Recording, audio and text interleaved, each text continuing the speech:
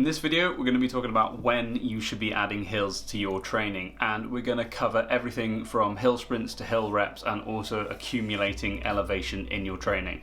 So stick around, let's get stuck in. So let's start off with the hill sprint. Who should be adding this to their training? Well, the answer is everyone, because hill sprints are absolutely amazing. They are hyper-specific strength training, and there is no better way to improve your running.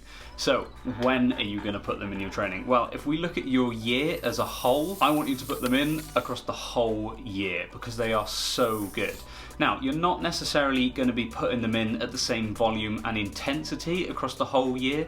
What you'll find is that in the autumn and the winter after your races, when you're sort of in your recovery and your base phase, they're going to be less sprints each week and maybe less time per sprint. But then when you're building back again and in your peak phase of training, you want to be making sure that they're really high intensity and you're getting them in every single week. Hill sprints are going to be massive for your training, and they're so good for injury prevention. So if we zoom in a little bit closer and look at a week, then these hill sprints want to go on a sort of easier day. A really good way to get them in is on your easy run. Just put them either right in the middle or right at the end.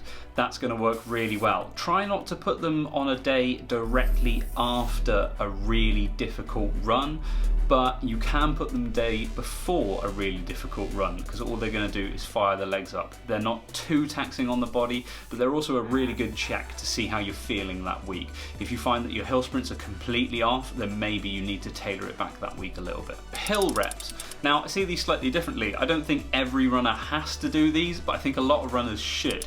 They're really helpful when you're transitioning from your base to your build, and the reason for that is they help with injury prevention. Now, when you've had an off season and you're jumping back into training, you don't want to go out too fast and then just get injured. It's really difficult. Sometimes you just want to be thrown in those really fast interval sessions. However, if you put these intervals on the hill and essentially make them hill reps, this is going to negate the injury risk, and it's really beneficial. So if we look at your year of training, you're going to have a base phase, a build phase, a peak phase, and then a recovery phase across the year. So towards the end of your base phase, you can start to get in a block of hill repetitions, and then you can even carry these all the way through to your peak training just before your race, especially if it's a hilly race.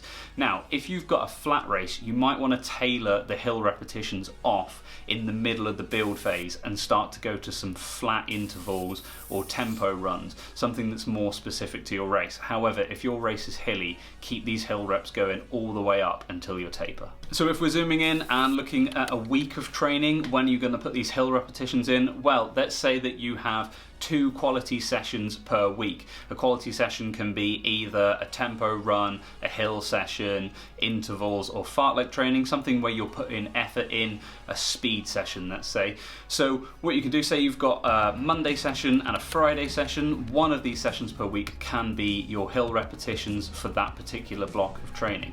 If you are doing a hilly race, then you probably want to keep that in your training through each block as you progress towards your race. So what about just hills in general? Just accumulating elevation? Well, obviously this is going to massively depend on where you live.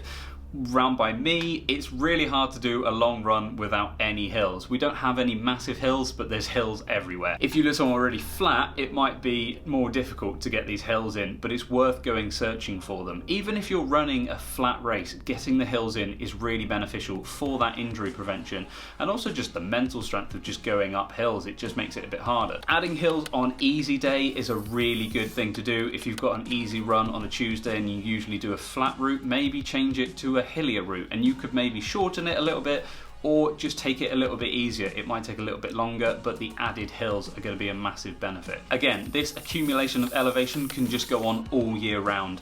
It's really not going to matter if you're doing this in your peak training or your recovery training, because hills are really good for injury prevention. The only thing I would say is, as you get into taper, maybe reduce the hills a little bit, but you're generally going to be taking everything easier as you taper for a race. As you can see, hills are really beneficial and can be in your training all year round.